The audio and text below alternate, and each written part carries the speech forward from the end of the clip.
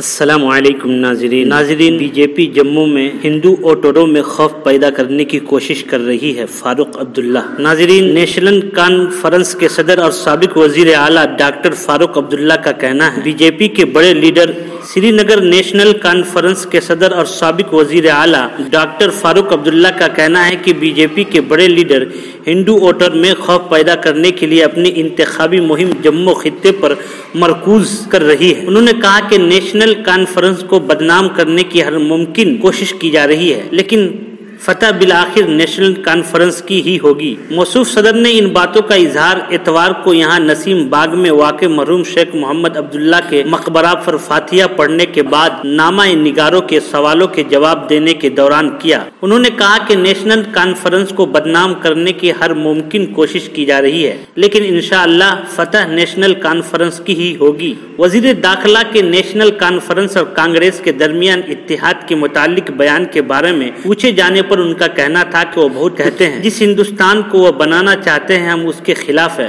یہ ہندوستان سب کا ہے، جتنے لوگ یہاں رہتے ہیں، خواہ وہ ہندو، مسلمان، سکھ، عیسائی، بدھ، یہ ملک ان سب کا ہے۔ انہوں نے کہا کہ اس ملک کے لیے مسلمانوں نے بھی بڑی قربانیاں پیش کی ہیں، ہم ڈرے ہوئے نہیں ہیں۔ بی جے پی کی جموں میں انتخابی مہم مرکوز رکھنے کے بارے میں پوچھے جانے والے ایک سوال کے جواب میں ڈاکٹر فاروق عبداللہ نے کہا کہ وہ صرف ہندو ووٹروں کو ڈرانے کی کوشش کرتے ہیں، لیکن اب ہندو ووٹر ڈرنے والے نہیں ہیں، وہ سمجھتے ہیں کہ اس طرح ہندو ان کو ووٹ دیں گے۔ انہوں نے کہا کہ بی جے پی نے پہلے رام کے نام پر ووٹ مانگے، اب وہ ووٹروں کو ڈرا رہے ہیں۔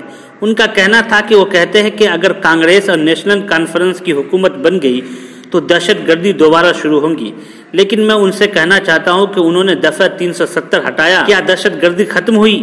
دہشت گردی دوبارہ شروع ہو رہی ہے، جس کے ذمہ دار یہ لوگ خود ہیں۔ ریاستی درجے کی بحالی کے بارے میں پوچھے جانے پر سابق وزیر اعلیٰ نے کہا کہ نیشنل کانفرنس اور کانگریس کے درمیان الائنس ریاستی کو واپس لائے گا۔ بی جے پی کے منشور پر انہوں نے کہا کہ وہ صرف ایک جملہ ہے۔